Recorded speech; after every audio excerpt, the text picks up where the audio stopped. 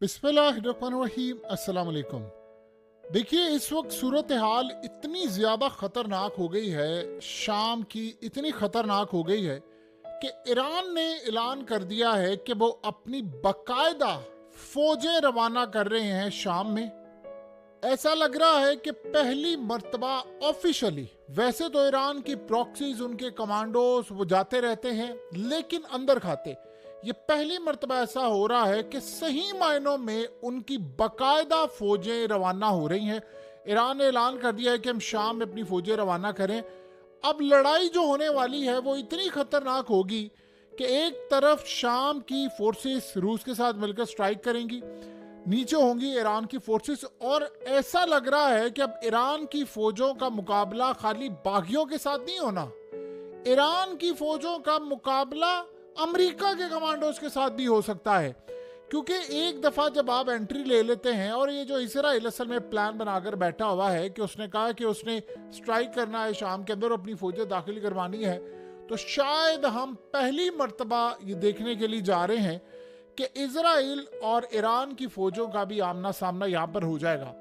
देखिए, इस साल और अगले सालों में हम वो चीजें देख रहे हैं जो आज से पहले कभी नहीं हुई। क्या हमने कभी देखा ईरान ने स्ट्राइक किया था? क्या हमने कभी देखा इजराइल ने इस तरह आकर ओपनली डायरेक्ट स्ट्राइक किया? वैसे तो उन्होंने कई दफा ईरान पर किया, लेकिन इस तरह बाकायदा जंग वाला स्ट्राइक कभी नहीं किया। इस सारी सूरत हाल में अब हम देख रहे हैं कि लड़ाई बड़े पैमाने पर शुरू हो गई। देखिए, ईरान की जो फौजें यहाँ पर जा रही हैं, उन्होंने वहां पर जाकर सारा कंट्रोल करना है।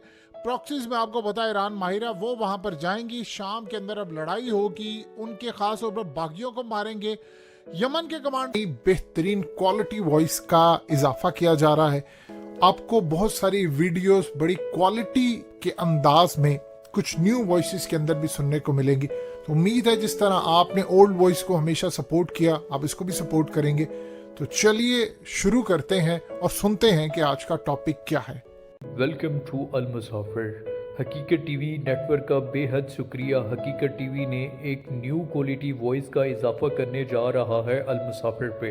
आप लोगों से गुजारिश है कि आप चैनल पे आएँ और चैनल को सब्सक्राइब करें, बेल आइकन ज़रूर प्रेस करें और अल मुसाफिर का हिस्सा बने। आप लोगों को एक अपॉर्चुनिटी दी जाएगी जो कि आप अल मुसाफिर का हिस्सा बन सकते हैं। अल मुसाफिर के साथ आप काम कर सकते हैं। भी वहां पर होंगे, इसके साथ साथ इराक की जानिब से फोर्सेस भी वहां पर आ गई हैं, यानी पूरी तरह वहां पर मैदान सज गया है। आपको पता है जो सबसे बड़ी बात हुई है, इराक के प्राइम मिनिस्टर ने अर्दोगान को वार्निंग जारी की है। उसने कहा कि ये नहीं हो सकता कि शाम जलता रहे और हम यहाँ पर बैठकर देखते रहें।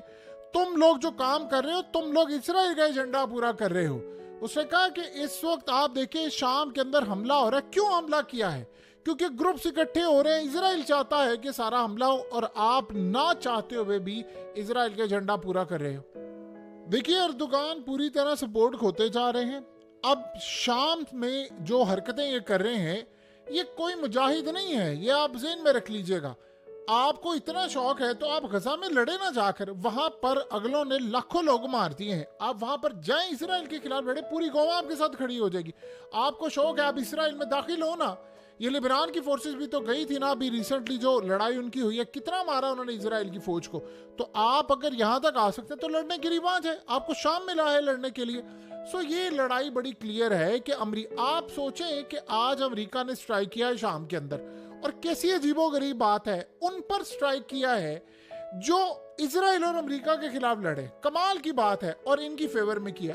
एजेंडा हो गया बड़ा क्लियर। इराक से भी वार्निंग आ गई है तुर्की को कि आपके पास चंद घड़ियां बाकी हैं, ये ना हो कि मामला आपके हाथ से निकल जाए और हमने मुकम्मल तौर पर आपके खिलाफ अब लड़ाई का ऐलान कर दिया है। लिहाजा अब याद रखिएगा, ईरान की फौज यहाँ पर आ रही है। ईरान की मुकम्मल तौर पर देखिए, उनकी फौज आएंगी, वो साथ हेलीकॉप्टर भी अपने लाएंगे, वो साथ अपने टैंक्स भी लेकर आएंगे, वो अपने ग्लाइड बॉम्ब्स भी लेकर आएंगे, वो अपने मिसाइल भी लेकर आएंगे, वो तमाम सूरत हाल लेकर आएंगे। और ये बात आप ज़हन में रखिएगा, ईरान इस वक्त दुनिया की सबसे ज़्यादा स्ट्रांग पोजीशन में है। रूस की पूरी तरह मदद उसको शामिल है। पूरी दुनिया के अंदर इस वक्त जो ईरान को एतमाद हासिल है वो भी सामने है। हमास जाहिर सी बात है उनको बैक कर रही है। हमास ने कहा है कि जितनी मदद हमें ईरान ने दी है, जितनी मदद इन लोगों ने हमें की है, कोई नहीं कर सकता था। और शाम के हवाले से भी उनका बड़ा क्लियर स्टैंस है। इवन कि आप ये ज़हन में रखिएगा कि याह्या सिनवार ने कहा था कि ईरान ने बड़े लेवल पर काम किया। सो बड़ी चीजें क्लियर हो गई हैं। देखिए, जब लड़ाई का वक्त था, यानी 420 दिन गजा के लोग मर रहे थे, वो बेचारे तबाह बर्बाद हो गए, लड़ने के लिए नहीं आ गए। आपको याद आ गया अब लड़ना है। क्यों? इसराइल का मफाद है। अब इसराइल ने सप्लाई लाइन जो काटनी है हमास की, वो चाह रहे हैं कि हिजबुल्लाह की सप्लाई लाइन काटे। इसके बाद ये लड़ाई यहां तक नहीं रहनी। देखिए, तुर्की को ईरान ने वार्न कर दिया है, तुर्की को मुकम्मल तौर पर रूस ने वार्न कर दिया है, इराक से वार्निंग आ गई है, शाम से आ गई है वार्निंग, बिल्कुल फाइनल वार्निंग है, ये यहाँ नहीं रुकने वाले। अब याद रखिएगा, एक दफा जब आपने ये चीजों को फतह कर लिया तो फिर लड़ाई यहां तक नहीं रहनी, फिर तुर्की के बॉर्डर तक चली जानी है। ये यहां मामला नहीं खत्म होने वाला। अब ईरान जाहिर सी बात है जब जा रहा है तो उन्होंने जाकर ये शहर के शहर आबाद करने हैं। उनके कमांडर्स भी बदले गए हैं, रूस ने भी अपने कमांडर्स बदल दिए हैं। तो लड़ाई जो इस वक्त शुरू हो गई है वो है अगले लेवल की। रूस ने असल में बड़े पैमाने पर ये ऑपरेशन कर रहा है। आपको पता है इस वक्त सूरत हाल क्या पैदा हुई? रूस ने अपने वो फाइटर्स भेजे हैं, वो कमांडोज हैं, उन्होंने ईरान के साथ बात की है कि जल्द अज जल्द इन सिटीज को रिकैप्चर करना है, इन बागियों को शिकस्त दे, क्योंकि जंग का सारा फोकस यूक्रेन पर मैंने करना है, तो मैं ज्यादा देर तक इसको अफोर्ड नहीं कर सकता। ये 2000 बेहतरीन क्वालिटी वॉइस का इजाफा किया जा रहा है। आपको बहुत सारी वीडियोस बड़ी क्वालिटी के अंदाज में कुछ न्यू वॉइसेस के अंदर भी सुनने को मिलेंगी। तो उम्मीद है जिस तरह आपने ओल्ड वॉइस को हमेशा सपोर्ट किया, आप इसको भी सपोर्ट करेंगे। तो चलिए शुरू करते हैं और सुनते हैं कि आज का टॉपिक क्या है। वेलकम टू अल मुसाफिर। हकीकत टीवी नेटवर्क का बेहद शुक्रिया। हकीकत टीवी ने एक न्यू क्वालिटी वॉइस का इजाफा करने जा रहा है अल मुसाफिर पे। आप लोगों से गुजारिश है कि आप चैनल पे आएँ और चैनल को सब्सक्राइब करें, बेल आइकन ज़रूर प्रेस करें और अल मुसाफिर का हिस्सा बने। आप लोगों को एक अपॉर्चुनिटी दी जाएगी जो कि आप अल मुसाफिर का हिस्सा बन सकते हैं। अल मुसाफिर के साथ आप काम कर सकते हैं। 16 वाली बात नहीं है कि ऑपरेशन लंबे चल रहे हैं, इसलिए रूस ने काम क्या किया है? रूस इस वक्त बड़े पैमाने पर अपने हथियार, अपने मिसाइल, अपनी बहुत सारी चीजें, अपने कमांडोज, अपनी फोर्सेस, अपने पायलट्स हाई लेवल के जो हैं, जो फुली ट्रेंड है, उनको उन्होंने भेजा हुआ है इस वक्त शाम के महाज पर। और रूस पूरी तरह सप्लाई कर रहा है हथियारों को, उनकी पूरी खेप पहुंच रही है वहां पर। वो वहां पर कह रहे हैं कि मुझे क्लियर चाहिए पूरे के पूरे, यानी जो शहर इन्होंने फतह किए वो भी।